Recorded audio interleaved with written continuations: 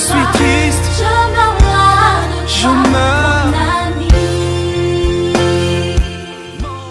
Je te lève et je te loue, nul autre que toi ne peut faire ce que tu fais dans ma vie. Au ciel, c'est toi, sur la terre, tout appartient devant toi. Je me tiens, je te lève et je te loue, nul autre que toi ne peut faire ce que tu fais dans ma vie. Au ciel, c'est toi, sur la terre, tout appartient devant toi.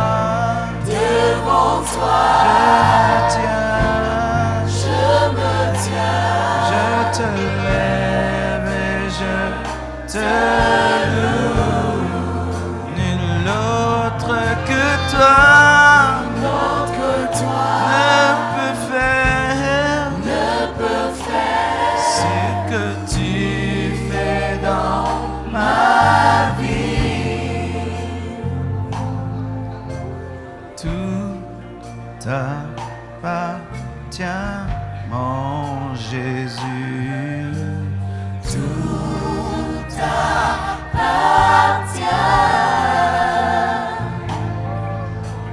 Tout t'appartient, ma victoire. Tout t'appartient.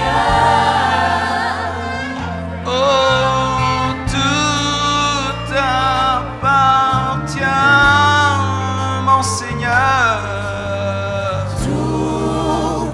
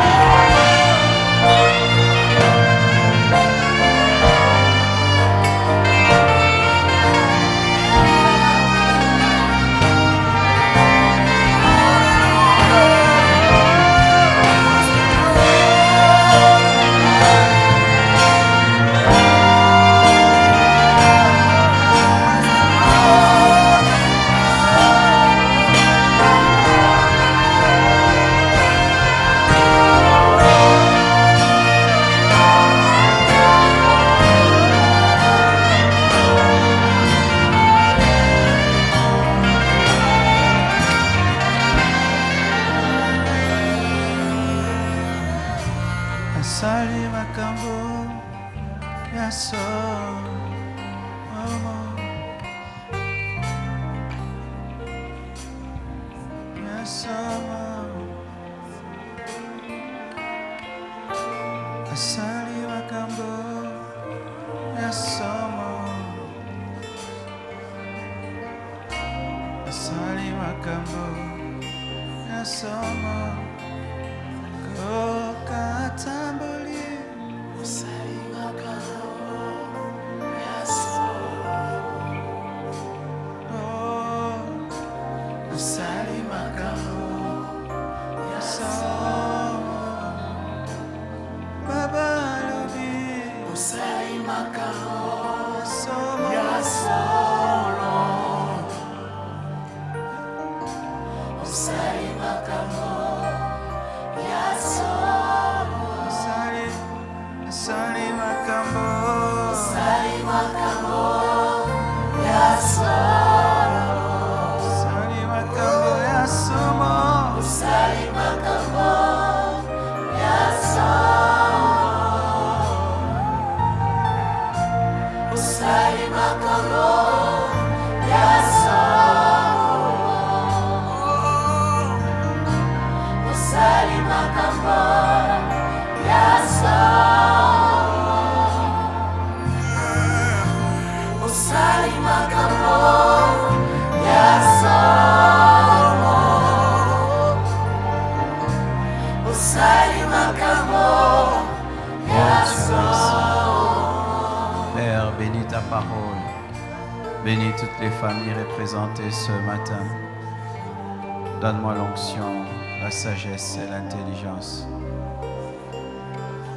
Déchire les voiles. Bénis tous ceux qui nous suivent sur Internet. Transforme les familles, restaure les familles. Atteins ton plan et ton but. Je te prie, Père. Je lis les forces de ténèbres au nom de Jésus-Christ. Je détruis tout pouvoir satanique. Je proclame ton règne et ta seigneurie.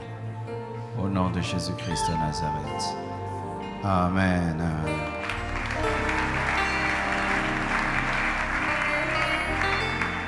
Je vous salue au nom de Jésus-Christ. Soyez les bienvenus dans la présence de Dieu ce matin. Saluez votre voisin de gauche et de droite. Alléluia. Bénissons le Seigneur pour les merveilleux instrumentistes que nous avons. Amen. Comme je l'ai dit au premier culte, je vais aller avec... je dois aller en Côte d'Ivoire en octobre. Je vais aller avec le saxophoniste et le violoniste. Et, là-bas, ça apporte quelque chose de plus. Amen. Et que Dieu bénisse tous ceux qui ont contribué pour l'achat du violon, l'achat du saxo. Tu vois, quand tu achètes un instrument pour l'église et tout le monde est béni, et tu es béni. Amen. Ce sont des stratégies qu'il faut avoir dans la vie, où tu achètes quelque chose qui va bénir tout le monde. Et chaque fois que ça joue, Dieu te bénit. Amen. Comme là, j'ai besoin d'un piano Baldwin. Vous connaissez les Baldwin? Où il y a les pianos là qui font comme ça. Hein? Vous savez, le gros là. Hein? Si on met ça là, de couleur blanche, et Tchabo Nzambé. Amen. Imaginez seulement ça, non? Un gros piano là. Vraiment les grands là. Yamaha. Parce qu'il y a des gens pour qui se convertissent, ils doivent voir. Amen. Oh, gloire à Dieu. Aujourd'hui, j'ai un tout petit peu débordé, je crois, de 10 minutes au premier culte. Comme il y a longtemps que j'ai eu un culte des familles, alors j'avais beaucoup de choses à dire. C'est pourquoi j'avais un peu débordé, mais je crois que je vais faire l'effort de ne pas le faire à ce deuxième culte. Le thème de mon message ce matin, c'est comment avoir une famille normale. Tu peux dire ça à ton voisin de gauche, ton voisin de droite, celui de devant, celui de derrière, celui qui semble anormal. Nous sommes debout, s'il vous plaît. Nous sommes dans le psaume 127, verset 1 jusqu'au verset 5. Psaume 127, 1 à 5. Vous y êtes? Il y a le verset sur les écrans. Acclamons la presse. Matiniveau. Cantique des degrés de Salomon. Si l'Éternel ne bâtit la maison, ceux qui la bâtissent travaillent en vain. Si l'Éternel ne garde la ville, celui qui la garde veille en vain. En vain vous levez-vous matin, vous couchez-vous tard, et mangez-vous le pain de douleur. Il en donne autant à ses bien-aimés pendant leur sommeil. Voici, des fils sont un héritage de l'Éternel. Le fruit des entrailles est une récompense. Comme les flèches dans la main d'un guerrier, ainsi sont les fils de la jeunesse. Heureux l'homme qui en remplit son carquois. Ils ne seront pas confus quand ils parleront avec des ennemis à la porte. Asseyez-vous, s'il vous plaît. Comment avoir une famille normale? Lorsque nous lisons le psaume 127, verset 1, nous voyons que la famille est comparée à une construction parce qu'on dit « celui qui bâtit, sans l'Éternel bâtit en vain ». Donc pour avoir une famille normale, il faut bâtir avec Dieu. C'est vraiment une base que j'aimerais déjà vous donner parce qu'il y a beaucoup de gens qui veulent avoir des familles normales sur base des films. Ils regardent un film et ils veulent copier le film. Alors que même ces acteurs, dans leur vraie vie, n'ont pas des bonnes familles. Amen. Dans les films, ils peuvent jouer à être des bons papas, des bonnes mamans, des bons maris, des bonnes femmes. Mais dans la vraie vie, quand vous apprenez, ils ont divorcé 7 fois, 8 fois, 9 fois. Mais dans le film, il va jouer le meilleur mari du monde, la meilleure femme du monde. C'est facile dans un film de jouer au bon mari, à la bonne femme. Mais dans la vraie vie, ce n'est pas facile. Ce n'est pas facile. Il faut seulement que tu bâtisses avec Dieu. La psychologie ne suffit pas pour bâtir une famille normale. L'éducation non plus. Nous voyons des parents très bien éduqués, mais qui ont des enfants mal éduqués. Nous voyons des gens qui font tous leurs efforts pour avoir des bonnes familles, mais qui au final ont des familles dysfonctionnelles. Donc, il ne faut pas compter sur ta force. Il ne faut pas compter sur tes efforts. Ce n'est pas non plus que tu ne dois pas faire des efforts. Il faut faire des efforts, mais en comptant sur Dieu. Car si tu bâtis sans Dieu, tu bâtis en vain. Lorsque la tempête va souffler, toute ta psychologie va se perdre. Certaines personnes bâtissent leur couple, leur famille sur base de la peur. Ils effrayent les enfants. Ils terrorisent les enfants. Ils appellent ça l'éducation, papa terreur. Et les enfants craignent. Ils craignent pendant un temps, 18 ans, 12 ans, ils vont avoir peur de toi. Mais quand il aura 25 ans, tu ne vas pas le terroriser. Et d'autres, c'est l'argent. C'est au nom de l'argent qu'il éduque les enfants. Si vous faites, je vous donne l'argent. Vous ne faites pas, je ne vous donne pas. Mais demain, les enfants, s'ils ont l'argent, ils ne vont plus faire ce que tu veux. Mais quand tu bâtis ton couple sur la parole de Dieu, alors tu vas bâtir une famille normale. Mais comment alors vas-tu bâtir ton couple sur la parole si toi-même tu ne connais pas la parole? C'est ça encore le problème, c'est que les chrétiens veulent bâtir des couples fondés sur la parole pendant que les parents eux-mêmes ne connaissent pas la Bible. Alors ils donnent des conseils psychologiques, aide-toi et le ciel t'aidera. Ils pensent que c'est un verset biblique dans Glossaire 20-80 qui n'existe pas. Alors ça fait que nous basons nos couples sur la psychologie, sur la peur et pas sur la parole. Lorsque tu parles à ta fille, tu lui dis « Oh ma fille, il ne faut pas être avec les garçons, tu seras engrossée. Il ne faut pas être avec les garçons, tu auras le sida. » C'est vrai, ça va l'effrayer pendant un temps.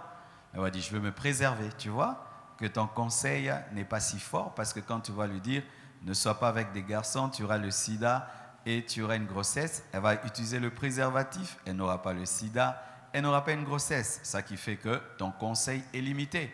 Mais si tu lui dis, ma fille, tu es le temple du Saint-Esprit. Si tu lui dis, ma fille, les impudiques iront en enfer. Si tu dis, ma fille, quand tu les fais, tu attristes le Saint-Esprit.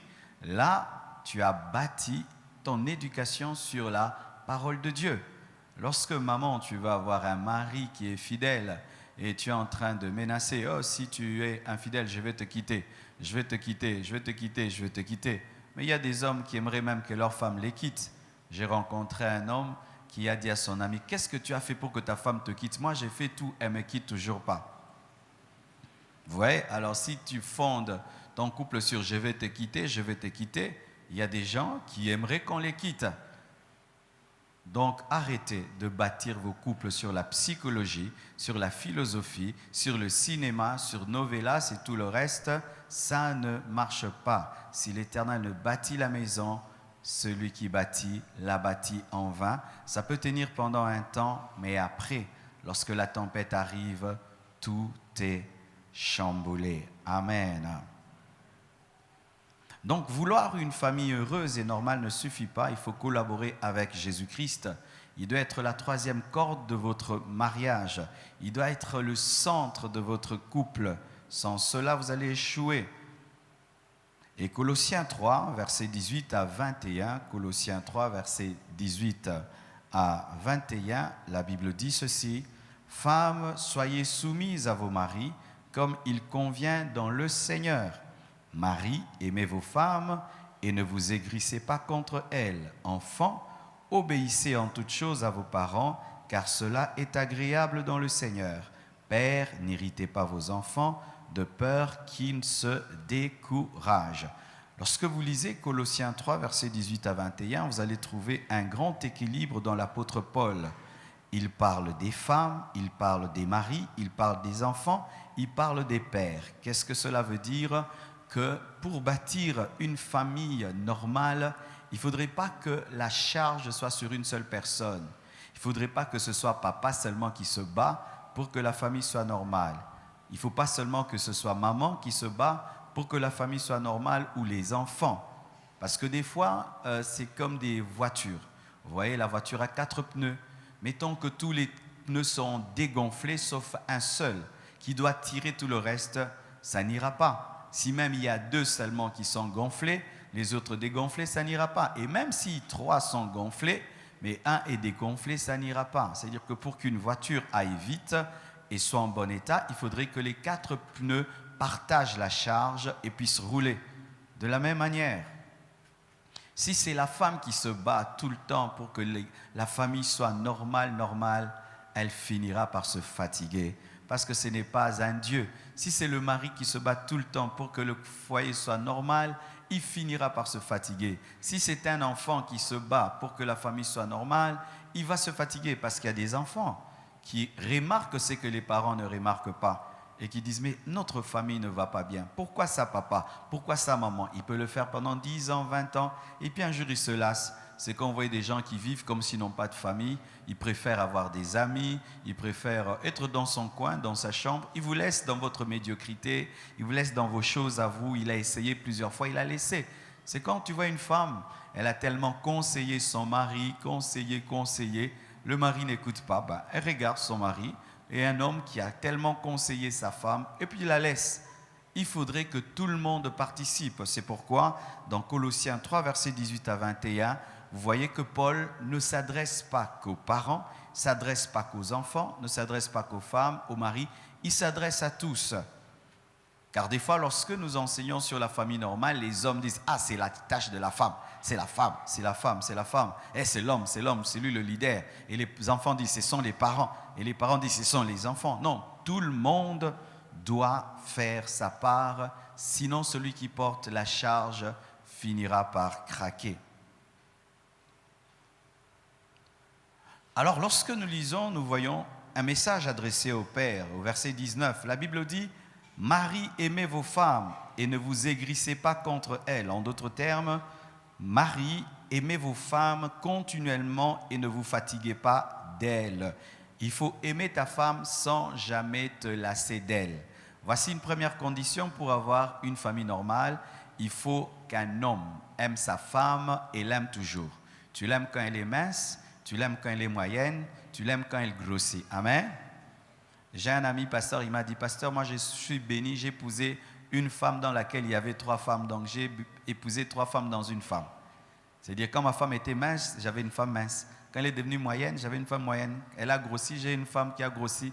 Donc moi, vraiment, j'ai eu tout. Donc, je suis comblé. Amen. Mais il y a des hommes, quand la femme grossit, ils commencent à chercher des femmes qui sont minces. Aime ta femme aujourd'hui, aime ta femme demain, aime ta femme toujours.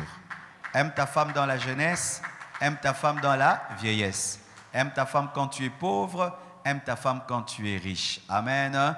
Ne vous fatiguez pas de vos femmes. Aime ta femme quand elle a un bon caractère et quand elle a un mauvais caractère, parce que Jésus-Christ t'aime avec ton mauvais caractère. Qui a un mauvais caractère ici? Nous tous, nous tous. Amen. Et nous sommes les femmes de Jésus. Est-ce que Jésus a demandé le divorce? Alors pourquoi toi tu veux divorcer? Parce que ta femme a un mauvais caractère. Jésus-Christ te supporte ta femme. Dites Amen. Voici, je te donne le droit de divorcer si tu es parfait. Si tu es parfait, sans défaut, divorce. Amen. Divorcez-vous tous. Qui voulez divorcer, viens nous prouver ta perfection en pensée, en parole, en émotion, en sentiment, en comportement, en tout. Alors tu peux. Mais si tu as des défauts, supporte les défauts de l'autre, parce que Jésus qui est parfait te supporte, et toi l'imparfait, tu dois supporter. Amen.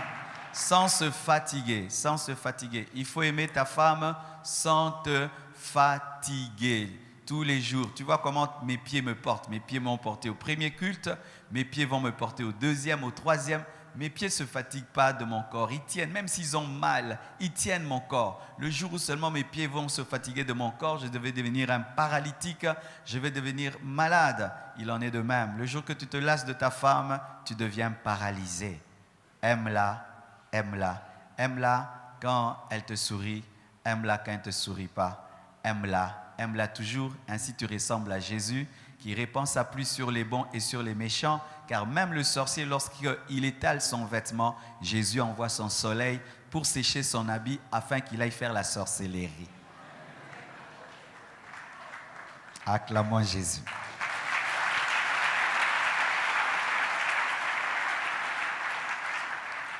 Et aux pères, on dit encore, les pères ne doivent pas irriter leurs enfants. Verset 21, « Pères, n'irritez pas vos enfants de peur qu'ils ne se découragent. » Voici encore une chose pour une famille normale. Il ne faut pas être un papa qui irrite les enfants. Il y a des parents comme ça, des papas comme ça. Il ne sait jamais donner la joie aux enfants. La seule chose qu'il sait faire, c'est les mettre en colère. Il est doué pour mettre les gens en colère. Donc il te regarde une insulte. Il te regarde là une correction. Il te regarde une insulte. Tu t'habilles comme ça, c'est mal. Tu te coiffes comme ça, c'est mal. Tu as 80%, il fallait que tu aies une 90. Tu as 90, il fallait avoir 99. Tu as 99, il fallait avoir 100%. Il n'est jamais content, jamais heureux. Tout est mauvais, tout est mal. Il a les dons d'irritabilité. Des papas shérifs. Papa, si quand tu arrives chez toi à la maison, au lieu que les enfants courent vers toi, ils fuient dans les chambres, tu es un mauvais papa. Tu es un mauvais papa. Papa, si quand on entend ton klaxon, tout le monde court dans la chambre, tu es un mauvais papa. Si on t'a jamais dit, moi ton pasteur, je t'ai dit tu es un mauvais papa. Un bon papa, lorsqu'il vient, tous les enfants courent vers lui.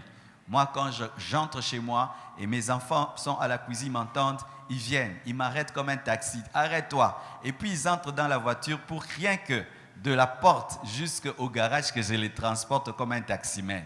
Amen. Hein? Est-ce que tu as le temps de jouer avec tes enfants? Il y a des parents qui ne jouent pas, des papas qui ne jouent jamais avec les enfants. Donc, son sourire est un miracle. Oui, si papa sourit, tout le monde a peur. Il a souri, il veut mourir. Mais oui, hein, mais oui. Vous savez, des fois, lorsque vous nous voyez des hommes spirituels, on prie, on démontre l'onction, on est en esprit. Des fois, vous imitez mal les pasteurs. Mes frères, je peux donner même l'exemple d'hier. Hier, j'ai joué avec ma fille. J'ai acheté un jeu de société pour jouer avec ma petite fille Chifra. Elle m'a gagné, elle est contente, elle a gagné papa. Je joue au ping-pong avec mon fils Oracle. Et des fois, quand je le gagne, Dieu me dit, c'est pas bien, il ne faut pas le gagner tout le temps. Il faut le laisser te gagner pour qu'il apprenne à gagner dans la vie.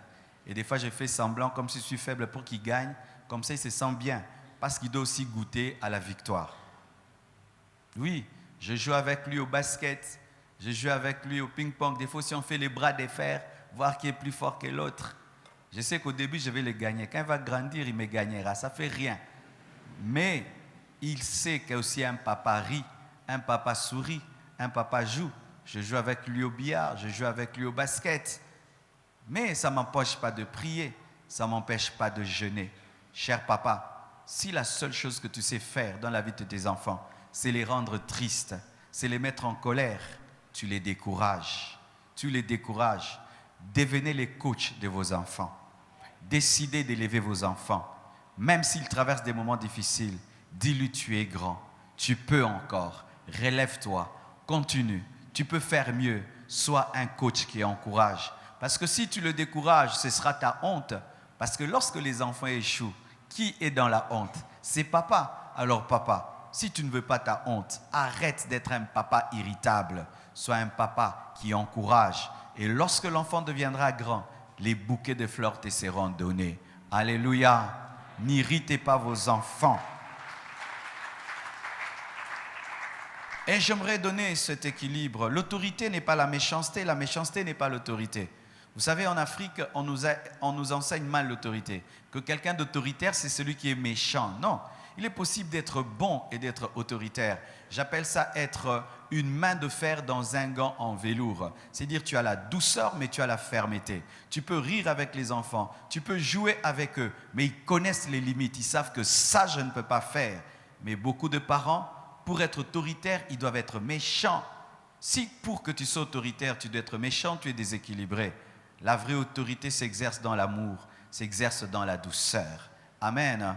Et cher enfant aussi, ce n'est pas parce que ton père est sévère qu'il est méchant. Il est bon, il t'aime.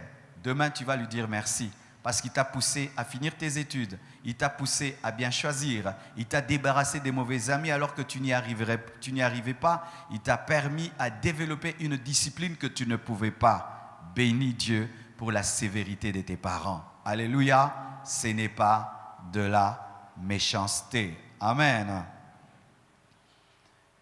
Les mères, la Bible dit au verset 18, « Femmes, soyez soumises à vos maris, comme il convient dans le Seigneur. » Maman dit Amen.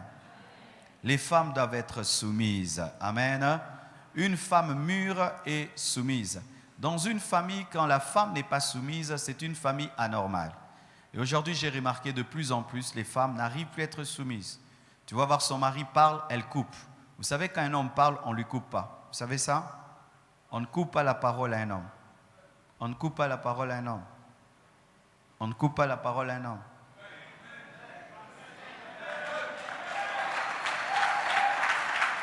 Ouais. Quand ton mari parle, tu le laisses parler. Quand il finit, parce que toute phrase a un point. Quand il finit, c'est alors que tu parles. Mais si tu coupes ton mari quand il parle, vos conversations se transformeront toujours en discussion. Si tu ne veux pas avoir une maison où vous discutez tout le temps, il faut toujours attendre que l'autre finisse sa phrase et tu placeras la tienne. Et cher homme aussi, il ne faut pas non plus, lorsque ta femme te laisse parler, que tu monopolises la parole. Après que tu aies parlé, reste calme, parce que ce n'est pas un robot, ce n'est pas une statue. Elle aussi a des choses à dire. Elle aussi, quand elle parle aussi, tu ne la coupes pas. Et tu la laisses aussi finir. Et quand elle aussi, elle finit, elle te laisse aussi parler. Ainsi, vous faites un ping-pong de la parole et tout le monde va gagner. Amen. La soumission. Dans le domaine de la soumission, déjà, vous êtes très enseignés. Mais j'aimerais apporter quand même cet équilibre. C'est que la femme, les enfants me bénissent. Les enfants, tous les enfants qui pleurent sont en train de me bénir. Réglez ces bénédictions, s'il vous plaît. Amen. Alors, je disais ceci.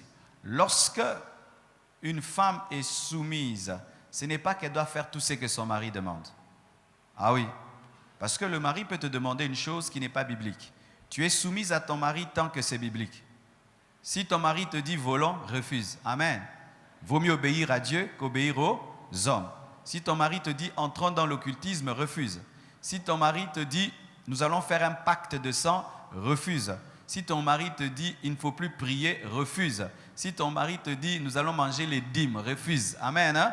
Si ton mari veut faire que vous soyez une association de voleurs, refuse. Parce que l'obéissance au mari est relative, mais l'obéissance à Dieu est parfaite parce que Dieu ne commet pas d'erreur. Mais l'obéissance au mari est relative lorsqu'il veut t'amener en dehors de la parole de Dieu. Et la Bible nous le montre. Nabal était méchant et inhospitalier. Abigail était hospitalière. Nabal a refusé de recevoir David. Abigail a reçu David et cela a béni sa maison et a épargné la maison. Amen. Donc, cher papa, des fois quand nous disons « ma femme ne se soumet pas », qu'est-ce que tu lui demandes? Qu'est-ce que tu lui demandes? Des fois, tu lui demandes quelque chose que Dieu même ne lui demande pas.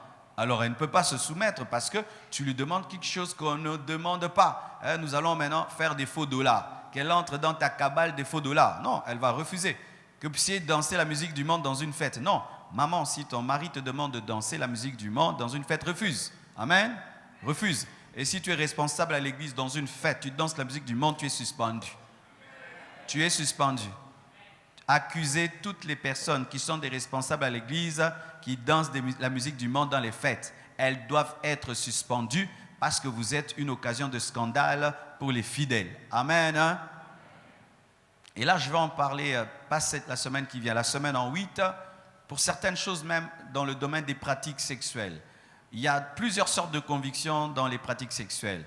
Il y a certains qui sont convaincus que la fellation n'est pas un problème, que le cunnilingus n'est pas un problème ou la sodomie n'est pas un problème. Mais il peut se faire que la femme, elle, ne croit pas en la sodomie, ne croit pas aux relations anales, ne croit pas à la fellation, ne croit pas au cunnilingus. Tu ne vas pas imposer à ta femme des pratiques. Toi, tu es convaincu, elle n'est pas convaincue. Toi, tu vas avoir du plaisir, mais elle est en train de demander pardon. Amen. Hein? Alors, un homme qui aime sa femme et qui respecte sa femme ne fait pas à sa femme des choses qui vont la faire mal et des choses qui vont la culpabiliser. Amen. Ainsi, vous restez que dans la voie normale. Amen. Nous fermons la parenthèse. Les enfants, les têtes ont éclaté. Mais c'est important de le dire parce que, vous savez, nous sommes sur Internet, nous prêchons, les gens nous posent tellement de questions et nous nous rendons compte que dans les églises, des fois, à cause de la honte, nous ne touchons pas certains problèmes qui sont des réels problèmes dans les couples, dans le domaine de la sexualité, en matière de pratiques sexuelles. Parce que la Bible n'a pas clairement dit tout. Alors, il y a des convictions. Celui-ci a telle conviction, l'autre ne l'a pas. Alors, des fois, ça peut créer des problèmes. Mais voici ma réponse. Si vous n'avez pas la même conviction, que celui qui a la conviction n'impose pas sa conviction à l'autre. Ne fais pas subir à l'autre une conviction qu'il n'a pas, parce que toi, tu auras la joie, mais lui va aller confesser. Amen.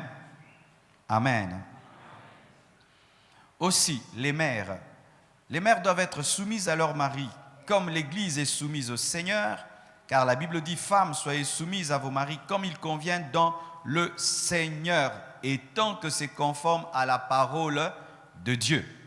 Une femme qui ne t'accompagne pas dans le péché n'est pas insoumise, elle te protège du péché. Amen. Les enfants, au verset 20, la Bible dit, enfants, obéissez en toutes choses à vos parents, car cela est agréable dans le Seigneur. En toutes choses, dites en toutes choses. La Bible dit en toutes choses. En toutes choses, mais toujours dans les limites de la parole. Tant que c'est conforme à la parole. Si mes parents me poussent à prier une idole, je dis non. Si mes parents me poussent à utiliser l'encens, je dis non. Si mes parents me poussent à prier avec une bougie, je dis non. Mais si mes parents me disent de ne pas voler, si mes parents me disent qu'à 18h, il faut rentrer à la maison, si mes parents me disent de ne pas porter une mini-jupe, si mes parents me disent de ne pas porter un dos nu, les parents ont raison en toutes choses. La Bible dit, honore ton père et ta mère et tu vivras longtemps. Tu veux vivre longtemps, honore ton père et ta mère. Pas seulement ton père, ta mère. Pas seulement ta mère, ton père aussi. Qu'est-ce que j'ai remarqué? Des fois, les enfants tombent dans le matérialisme. Si papa a beaucoup d'argent, on honore papa et on méprise maman. Si maman a beaucoup d'argent, on honore maman, on méprise papa. Aujourd'hui, certaines familles vivent en fonction de qui donne l'argent. Ainsi, papa devient maman, maman devient papa parce que c'est maman qui travaille. C'est de la malédiction. Maman, même si ton mari est un chômeur, tu lui dois du respect et tu ne peux pas lui faire des coups d'état. Si papa, qui est chômeur, dit à 18h, tous les enfants à la maison, toi, tu ne peux pas changer ça maintenant à 21h parce que c'est toi qui travailles, c'est de l'insurrection. Et il y a des enfants qui, quand ils savent que c'est papa qui ou c'est maman qui, ils font ceci, ils obéissent à celui qui donne l'argent, des enfants matérialistes et cupides. Et ils présentent plus celui qui a l'argent, se soumettent à celui qui apporte des cadeaux, celui qui achète les vêtements. Mais la Bible dit, honore ton père et ta mère. Amen. Hein? Ton père et ta mère. Que ce soit celui qui donne l'argent ou pas, ton père et ta mère, afin que tu vives longtemps. Une famille normale, c'est une famille dans laquelle les enfants honorent les parents. L'homme est fidèle à sa femme et l'aime toute sa vie. La femme est soumise et tout cela tant que c'est conforme à la parole de Dieu. Hébreux 11, verset 23 dit ceci. C'est par la foi que Moïse, à sa naissance, fut caché pendant 3 mois par ses parents, parce qu'ils virent que l'enfant était beau et qu'ils ne craignirent pas l'ordre du roi. Hébreux 11, 23. Les parents, dans une famille normale, protègent leurs enfants. Ils cachent leurs enfants. Ils protègent leurs enfants. Ils sentent que son enfant a un grand potentiel, ils protègent son enfant. Mais beaucoup de parents exposent leurs enfants. Hein, mon enfant est riche, mon enfant est riche, mon enfant est riche, et ça lui crée des problèmes. Ma fille est fiancée à un homme, un milliardaire, et tu vas le crier partout, et on va court-circuiter les fiançailles de ton enfant pour dire ce qu'elle est, ce qu'elle a fait. Des parents qui ne cachent pas les secrets, l'enfant vient se confier auprès de toi, et tu vas le dire partout. Et pire même, des parents qui n'attendent qu'il y ait beaucoup de gens pour corriger leurs enfants. Je me souviens, certains parents, pour délivrer leurs enfants du fait d'uriner la nuit, leur demandaient en plein midi de prendre le matelas plein d'urine et d'aller l'étaler sur le soleil, comme ça qu'ils soient délivrés. Ça, c'est la délivrance, c'est une honte à vie. Ta fille est engrossée et c'est toi qui vas crier dans tout le quartier qu'elle est prostituée, elle est engrossée, alors que tu peux traiter ça en secret. Ton garçon engrosse, tu vas le crier partout et le chasser publiquement pour dire que tu es un papa sévère. Chez toi, on ne bouge pas, on ne joue pas et tu joues au sévère en exposant la vie de tes enfants. Mais la Bible nous dit que les parents de Moïse l'ont caché au prix de leur vie, car ils allaient être tués si on avait découvert.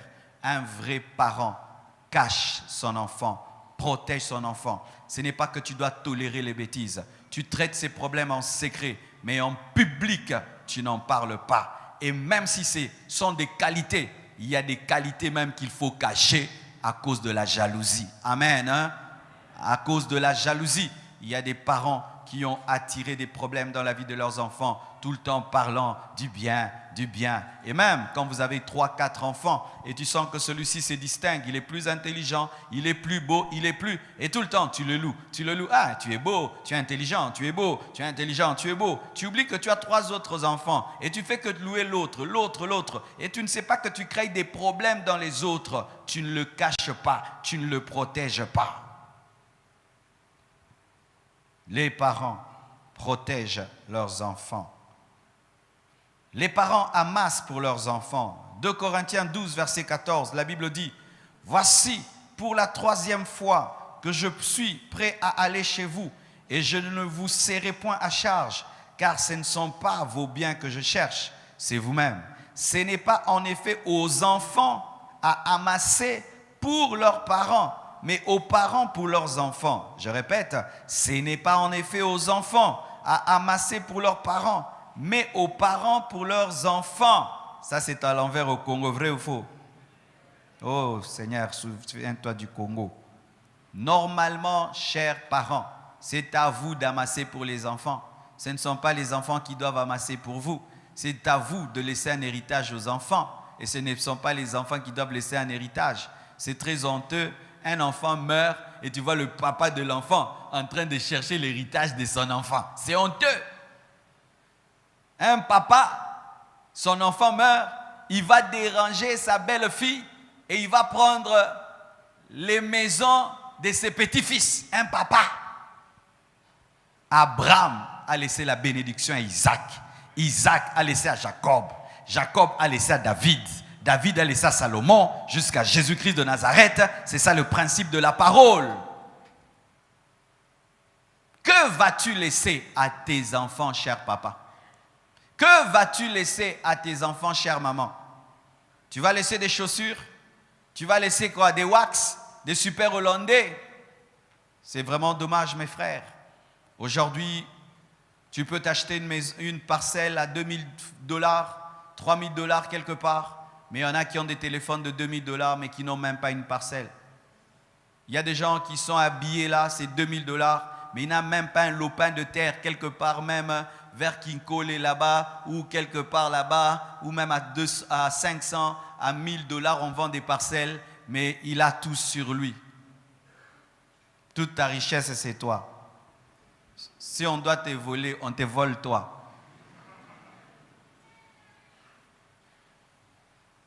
Que vas-tu laisser à tes enfants? Tu as été locataire toute ta vie et tes enfants seront des locataires.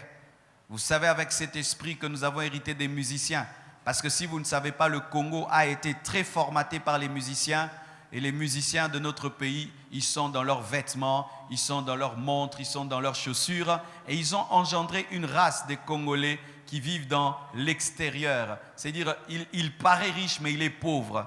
Il ressemble à un riche, mais il n'a rien du tout. Tu as peur de lui, mais il n'a rien dans son compte en banque. Il n'a aucune maison, aucune parcelle. Il te fait trembler, mais il n'a rien du tout. L'esprit vraiment des musiciens. Au lieu de t'acheter un téléphone à $1000, cherche des commissionnaires. Va même très à côté là-bas de Ndjili, là-bas. Va acheter. Et chaque fin du mois, mets un mur. Construis, construis, construis et construis. Mes bien-aimés frères, je suis pasteur, mais je pratique ce que je vous dis. Ma chaussure que j'ai portée là, c'est un cadeau qu'on m'a offert, je crois, il y a 3 ans. Il y a 3 ans, un frère m'a amené à Bruxelles, il m'a dit choisis, j'ai choisi. Je l'ai jusque-là, elle tient la route, et elle tiendra. Amen. Hein? Est-ce que vous avez besoin de ma chaussure pour être édifié? Cette veste, je crois, elle a 2 ans ou 3 ans, elle tient la route. Je l'ai portée au premier culte, je la reporte au deuxième culte, elle n'a pas transpiré. Kolatama.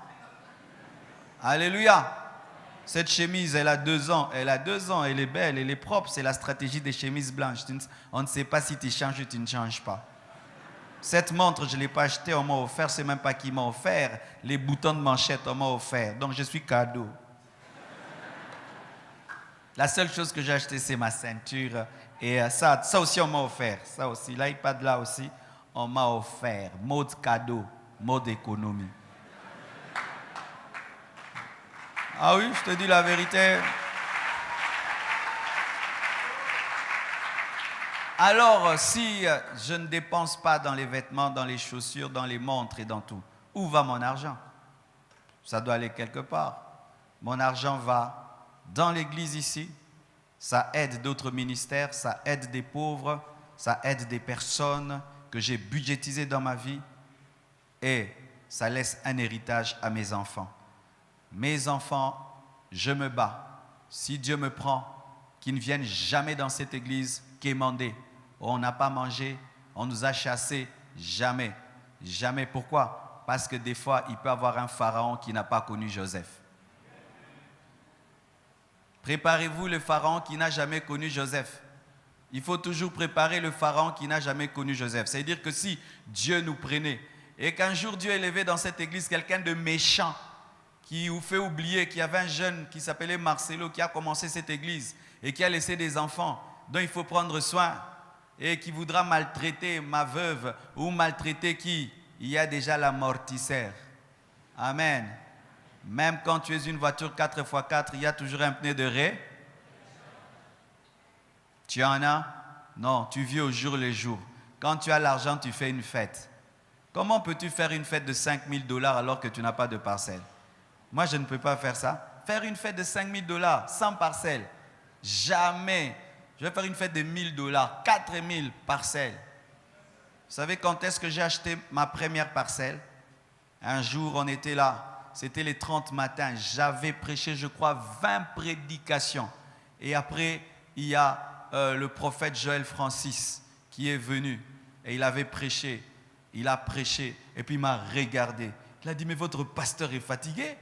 Ah non, non, non, non, non. Vraiment là, nous allons bénir le pasteur Marcelo pour qu'il aille en vacances. Et on m'a béni, béni, béni.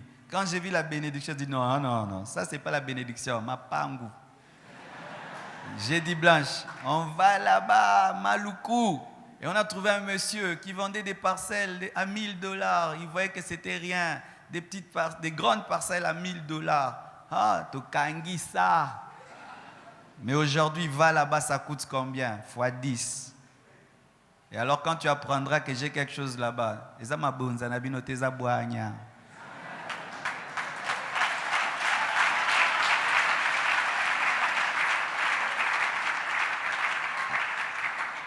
Donnez-moi la main, je vais parler.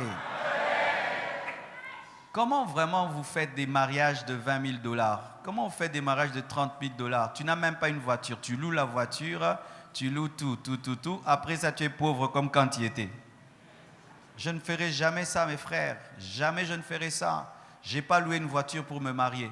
Je n'ai même pas acheté des habits pour me marier. Je n'ai même pas acheté une chaussure pour me marier. J'ai économisé. Il y a un temps pour faire la folie, mais c'est quand tu as l'argent. Le luxe ne vient que quand il y a la richesse. Mais il y a des gens qui vivent dans le luxe, mais ils sont pauvres. C'est un faux luxe. Lorsque tu sers la bière, la mousse ne vient qu'après la bière. Tu n'as pas compris. Quand on sert la bière, il y a d'abord la bière et puis il y a la mousse au-dessus, non? Mais il y a des gens qui ont d'abord la mousse et puis la bière. Tu vis dans le luxe, mais tu es pauvre. C'est un faux luxe. Tu dois être riche et puis tu vis dans le luxe. Maintenant, tu as une montre de $2,000, mais tu n'as même pas un compte en banque de $100. Ça, c'est quoi? C'est la folie, frère. Parce que si on te vole la montre là, yomo bimboke. Mais pourquoi? Tu as vu tel acheter, tel acheter. N'imitez jamais personne. Tu ne connais pas la profondeur de ton voisin. Tu ne connais pas la profondeur de ton voisin. Chacun sa vie, chacun sa route. Si tu dois voir ton ancienne télévision pendant 10 ans, et ton ancienne télévision pendant 10 ans, ne la change pas. Investissez. Aujourd'hui, nous avons la grâce au Congo. Il y a des coins où les parcelles coûtent moins cher. Et Kinshasa est en train de se développer. Hier, Limete, c'était une forêt. Hier, ma campagne, c'était une forêt. Et il y a des coins que vous appelez forêts, qui demain ne seront pas des forêts. Alors que c'est moins cher, vous refusez. Moi seulement à Limete. Moi seulement à Limete. Quittez l'orgueil, mes bien-aimés. L'orgueil précède la chute et l'humilité précède la gloire. Alléluia. Ce sont les parents qui doivent amasser pour les enfants. Les parents doivent diriger leurs enfants dans le Seigneur avant de diriger la maison de Dieu. 1 Timothée 3, verset 12.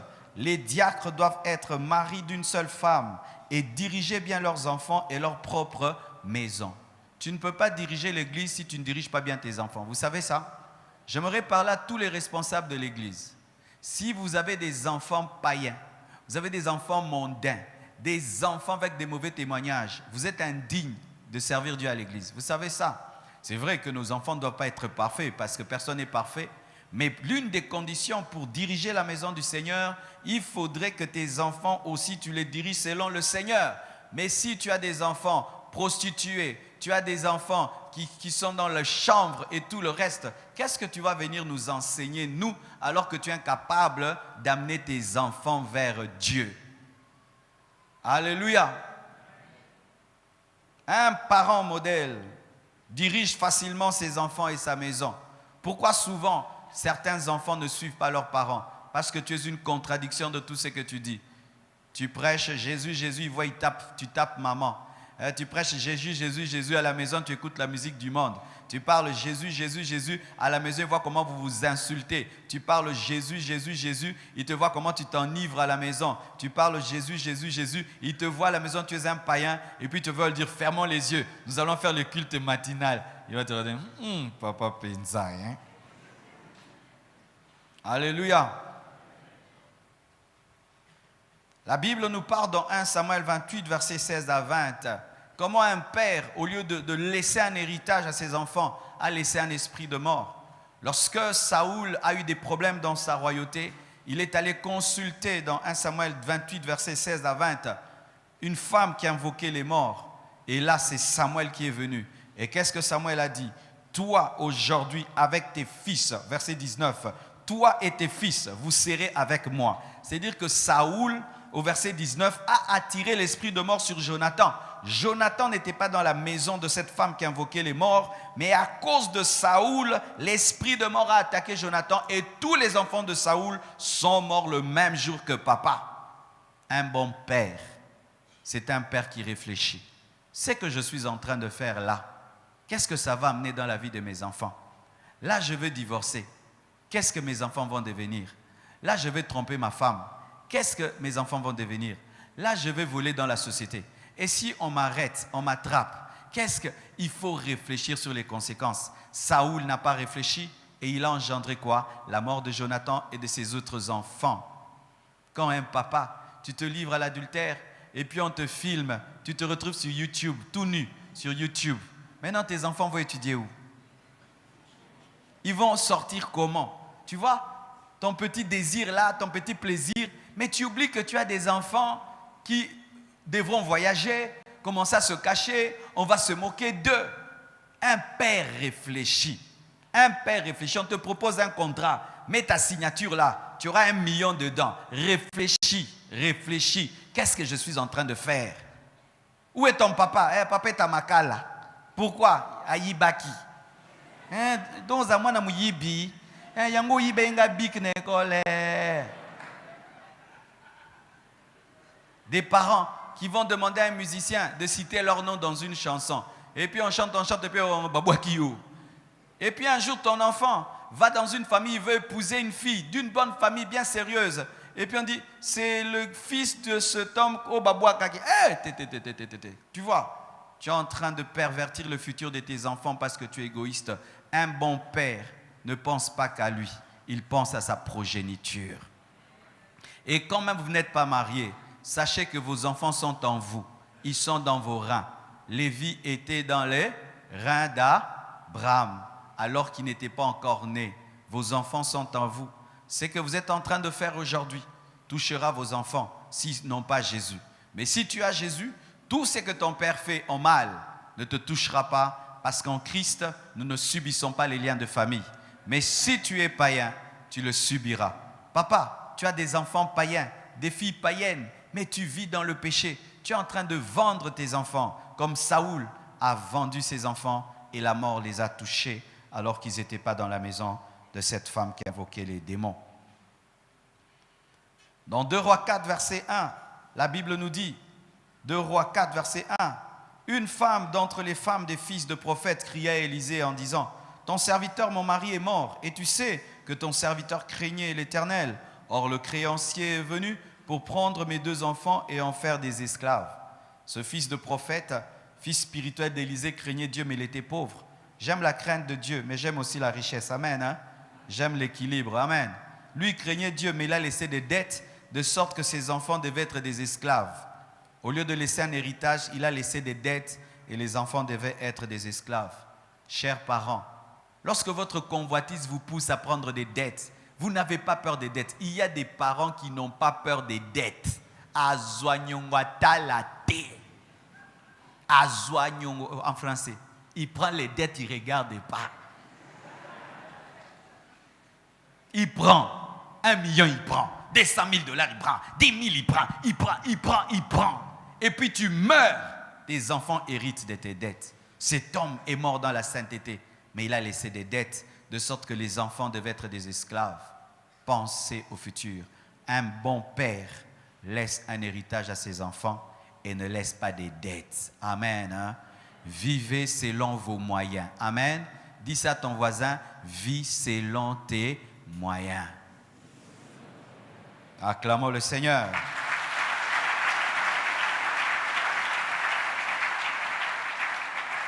Les enfants, dans 1 Timothée 5, verset 4, on parle des enfants. La Bible dit, si une veuve a des enfants ou des petits-enfants, qu'ils apprennent avant tout à exercer la piété envers leur propre famille et à rendre à leurs parents ce qu'ils ont reçu d'eux, car cela est agréable à Dieu. Je répète, à rendre à leurs parents ce qu'ils ont reçu d'eux. Je me souviens, il y a longtemps, quand j'étais un enfant, c'était moi qui gardais la caisse de notre équipe de football. Alors, une fois, maman me demande de l'argent et je prends dans la caisse de notre équipe de football, je lui donne. Alors, elle tardait de me rendre. Et puis, je suis, maman, il faut me donner, il faut me donner. Maman me dit, hein, que je te fasse payer tous les laits que tu as bu, tous les sucres. Et j'ai dit, pardon. C'était un match déséquilibré. Mais la Bible dit, tu dois rendre à tes parents ce qu'ils ont fait pour toi. Nous tous ici, nous sommes des endettés. Vous le savez? Ah oui, nous avons la dette de nos parents. Vous voyez le bon français que je suis en train de parler, je l'ai appris quelque part à l'école Massamba, que Papa Tounassi a payé. Alors quand je parle ce bon français, j'ai une dette. Parce que quand je parle ce bon français, quelqu'un écoute sur Internet, ah, mais qu'il parle bien ce monsieur-là. Il s'abonne. Et puis je vais en Europe, j'ai rempli les salles. Mais c'est le français que j'ai appris avec l'argent de Papa Tounassi. Mais il y a des gens qui oublient ça. Ils sont comme des Melchisedec. Il est sorti d'un arbre et d'une pierre. Personne ne l'a engendré. Aviva Akar.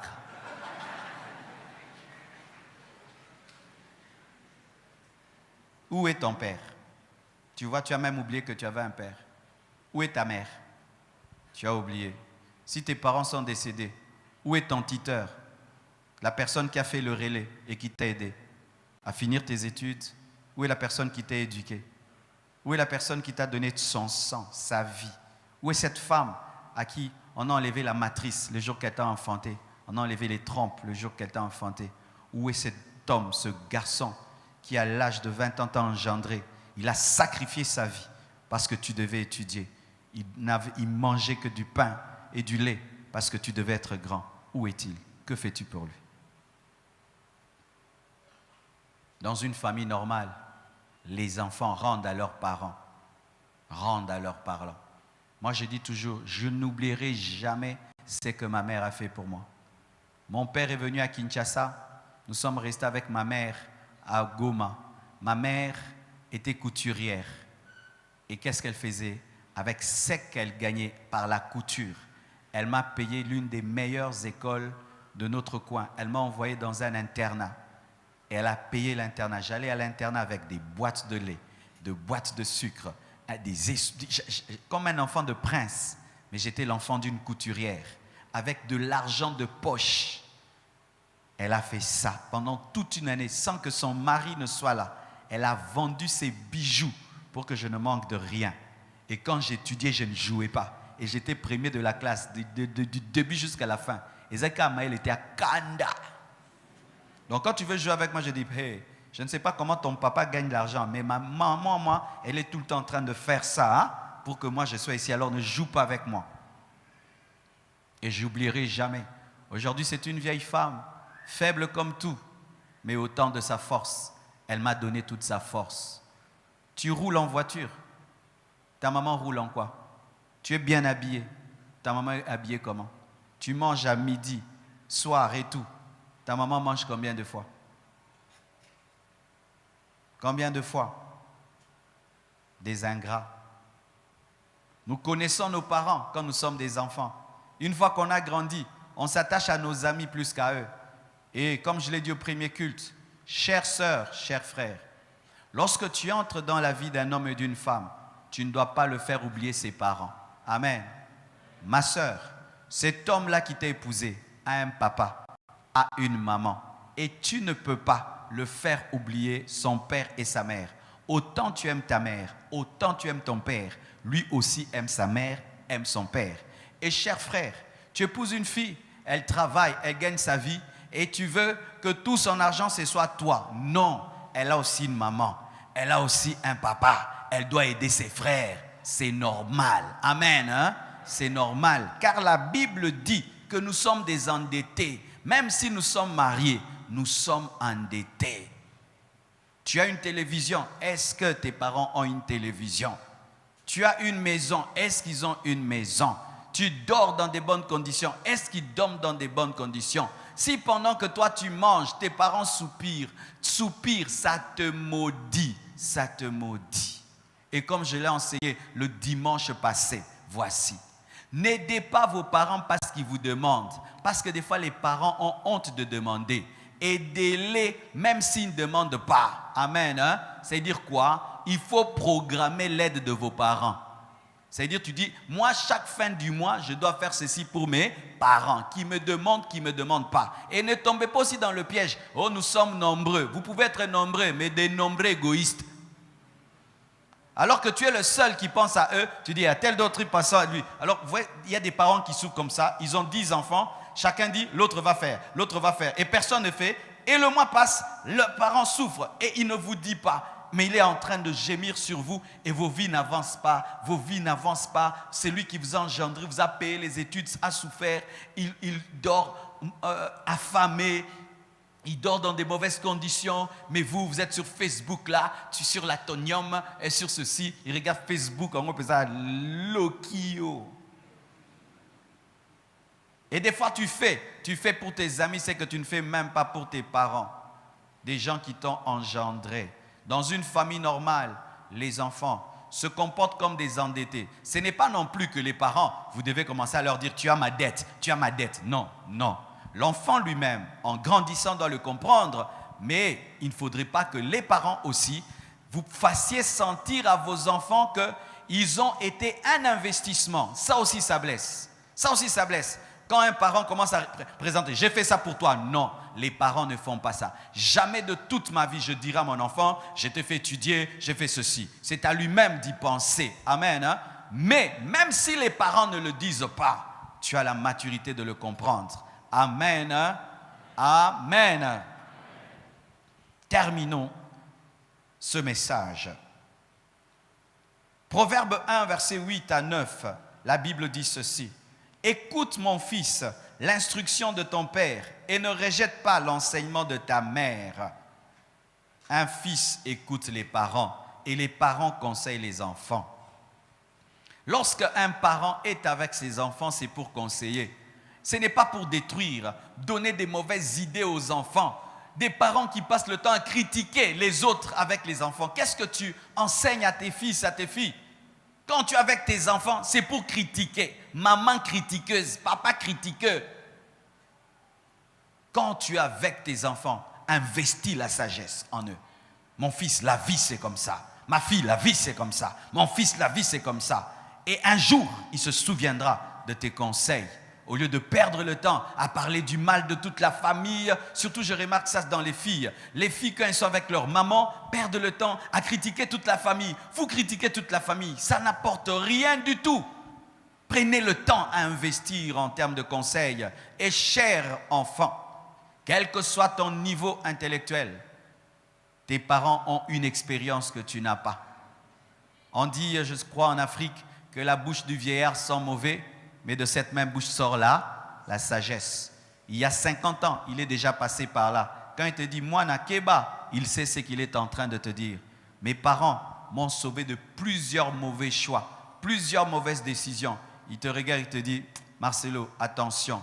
Et comme il te dit, c'est arrivé. Pas par prophétie, par expérience. Par expérience. Acclamons le Seigneur.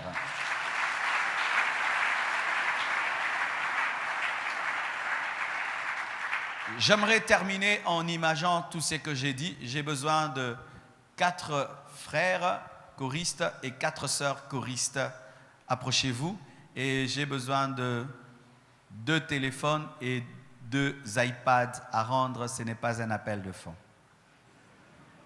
Réveille celui qui dort. Vite, s'il vous plaît. Par ici, montez là. Montez ici. Je vais imaginer cela. Et c'est un séminaire que je suis en train de travailler. D'ici là, je vais donner un séminaire d'1 semaine, du lundi au dimanche sur ça. Ce sont des révélations que Dieu m'a données. Je prends le temps d'y travailler, fignoler ça. 4 frères et 4 sœurs. OK.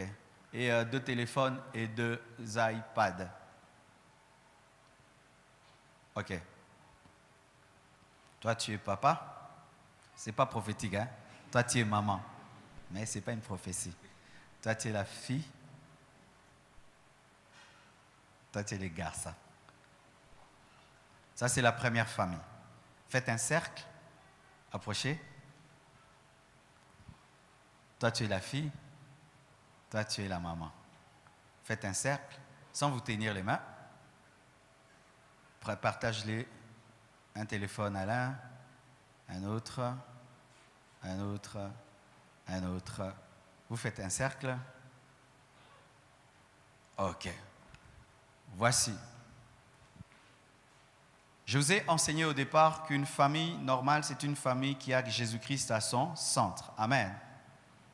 Et c'est impossible de bâtir une famille sans que Dieu ne la bâtisse. Mais ces derniers temps, chers frères et sœurs, nous devons vraiment comprendre comment Satan est en train d'évoluer dans sa manière de détruire les familles et de les rendre anormales. Dans cette première famille, ils se regardent, mais chacun est occupé. Que chacun regarde un téléphone, l'iPad. Et c'est ça les familles modernes, n'est-ce pas? On peut être dans une même chambre, dans un même salon. Celui-ci est sur Twitter, l'autre sur Instagram, l'autre sur YouTube, l'autre sur Snapchat.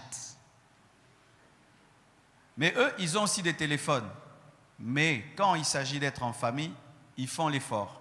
À table ou quand ils causent, de mettre de côté leur téléphone. Il en a en poche et tout pour avoir le temps de causer, de parler. Ils se regardent, mais sans se regarder. Ainsi, le père ne sait pas si sa fille est triste. La mère ne sait pas si son fils ne va pas bien. Ils sont plus en train d'échanger avec des gens qui sont de l'autre côté qu'avec ceux qui sont face à eux. Qui est au centre de leur famille? La technologie, le téléphone, des nouvelles. Et des fois, peut-être un enfant est dans la pornographie, papa ne sait pas. Peut-être maman est en train de causer avec un ex, papa ne sait pas. Peut-être l'enfant est en train d'être initié dans l'occultisme, personne ne sait. Comme il ne cause pas, chacun vit des choses sur son téléphone, mais ne partage avec personne. Et tu sais, le téléphone, tu peux y passer 2 heures, 3 heures, 4 heures, 5 heures, sans te rendre compte. Et tu trouves une famille dans laquelle on ne parle pas. Vous savez, dernièrement, je suis rentré chez moi, je trouve les enfants dans le salon, oracle comme ça, choukrani comme ça, chiffre comme ça. Quand j'ai senti une sainte colère, j'ai arraché le téléphone, j'ai débranché le Wi-Fi, j'ai tout mis dans mon salon parce que j'ai dit ça, ce n'est pas de Dieu. Parce que nous, on n'a pas grandi comme ça, on a grandi en causant, on a grandi en se parlant, de sorte que tu pouvais savoir si l'autre est en colère rien que par son visage. Tu pouvais savoir rien que par son visage parce qu'on avait le temps de parler. Les enfants d'aujourd'hui ne savent même pas jouer à Nzango, ni à Lioto, Li Pâté. Vous connaissez même le jeu là où on prenait des fois un pagne, on met sur le... Et puis on court comme un parachutiste. Nos enfants ne savent pas. Quand tu lui arraches le téléphone, il bug. Il ne sait plus quoi faire. Quand il n'y a pas d'électricité, d'internet, de Wi-Fi, il bug. Et ça fait quoi? Satan est en train de travailler. Et en soi, cette famille-ci, elle donne l'impression qu'ils se regardent. Mais est-ce qu'ils se regardent? Donnez-vous les dos alors. C'est ça en soi la vérité de cette famille. Chacun fait sa vie. Chacun est sur WhatsApp. Chacun est sûr. Papa ne sait pas ce que sa femme fait. Maman ne sait pas ce que son mari fait. On ne sait pas ce que les enfants font. Les choses qu'ils connaissent, les choses qu'ils apprennent, les choses qu'ils font. On ne sait pas. On ne sait pas. Mais eux, ils peuvent savoir. Ils peuvent contrôler. Ils peuvent surveiller. Ils peuvent avoir le temps de prier. Ils peuvent avoir le temps de jeûner. Là-bas, on est tellement au téléphone qu'on ne sait même plus se concentrer. Ta famille, elle est où? Entre ces deux femmes. Où êtes-vous? Vous savez, des fois, je m'amuse quand je vais au restaurant ou dans les aéroports. J'aime bien regarder les gens. Je vous assure, c'est terrible. Bientôt, nous aurons des coups de girafe. Tout le monde maintenant est comment? Je vous assure, dans 50 ans, les hommes auront des coups comme ça. Tout le monde est comme ça. On ne dit plus bonjour, on ne salue plus personne. Tout le monde est comme ça. Même au restaurant, en train de commander un plat. La seule chose, si on manque à faire, téléphone. Ça devient une drogue. Si tu t'ennuies, téléphone. Des fois, nous ouvrons les téléphones, tu ne sais même pas pourquoi tu as ouvert. Je vais vous donner des révélations que Dieu m'a données sur ça. Vous savez, je suis content ces derniers temps même, j'oublie mon téléphone. Je viens à l'église, où est mon téléphone? Je l'ai oublié, je suis content. Parce qu'il faut maintenant commencer à l'oublier. Ça devient un Dieu. Si c'est ça la situation de ta maison, si tu es un père, tu dois prendre une décision. Quand on est à table, donnez le téléphone. Les enfants, le téléphone chez moi, c'est vendredi ou samedi seulement, c'est tout. Pendant qu'ils sont jeunes, tu peux leur imposer ça et ils peuvent croître dans la discipline. Si tu rates ça, imagine un enfant qui déjà à l'âge de 10 ans est addict au téléphone. Quand il aura 25 ans, ce sera quoi? Il fera un accident en train de conduire. Il n'aura pas le temps pour sa femme. Il n'aura pas le temps pour... Bien-aimé, c'est seulement quand Christ bâtit la maison qu'elle est solide. Et c'est Christ qui doit être au centre, pas la technologie. Que Dieu vous bénisse abondamment. Merci. Nous nous tenons debout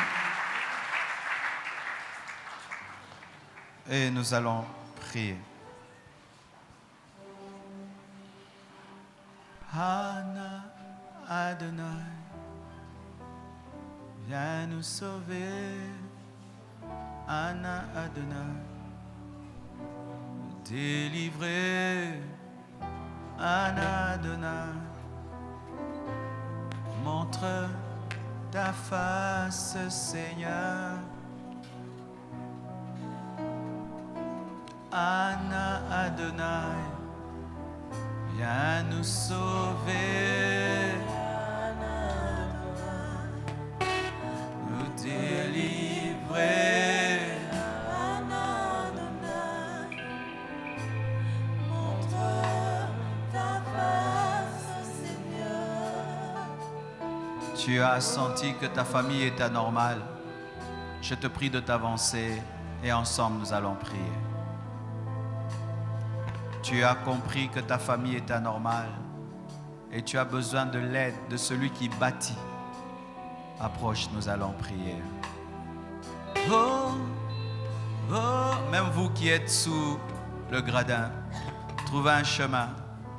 Trouvez un chemin.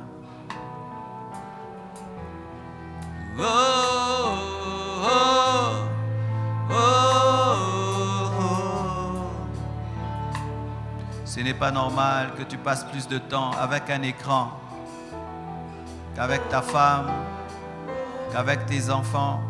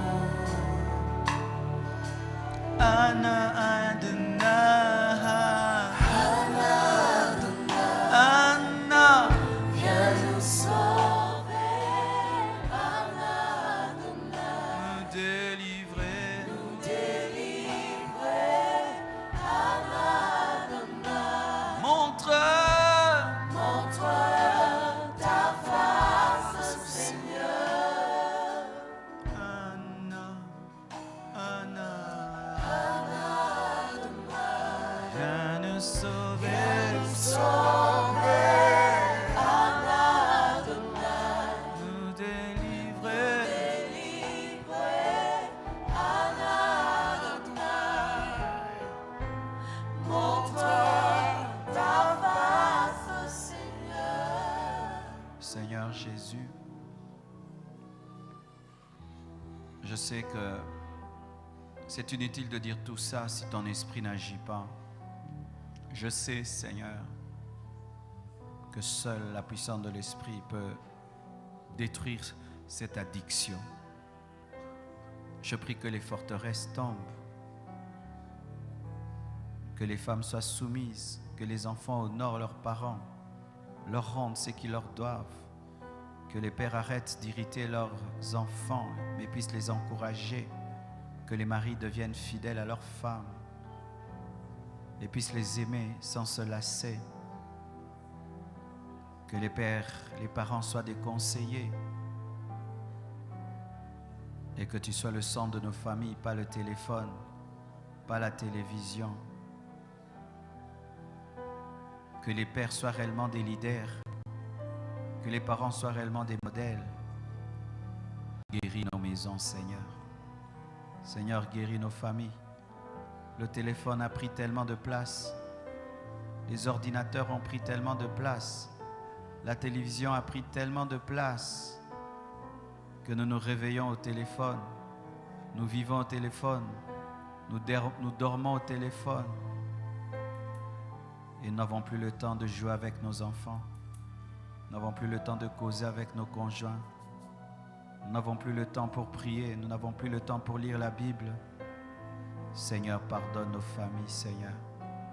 Pardonne-nous, Seigneur. Que ce message traverse les frontières, les ondes, atteigne les extrémités de la terre, amène un bouleversement, un changement de vie, Seigneur. Toi seul peux le faire par le Saint-Esprit.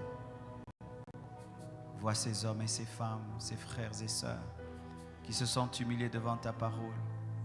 Accorde-leur la grâce et la force de pratiquer ce message. Au nom de Jésus-Christ, j'ai ainsi prié.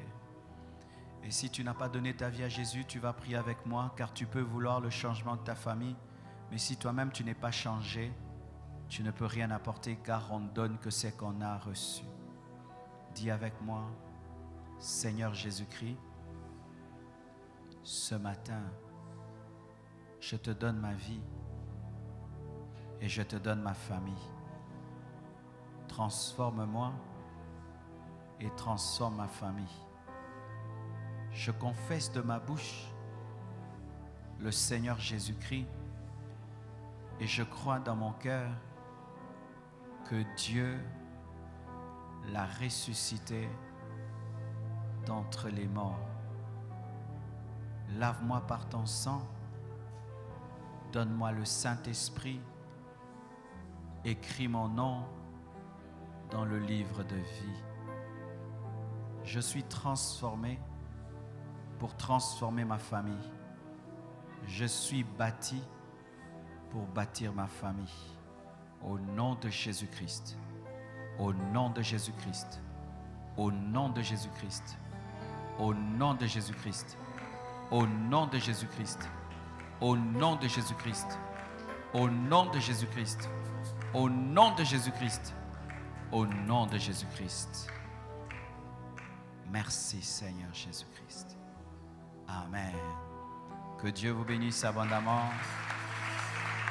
Alors, pour ceux qui ne sont pas...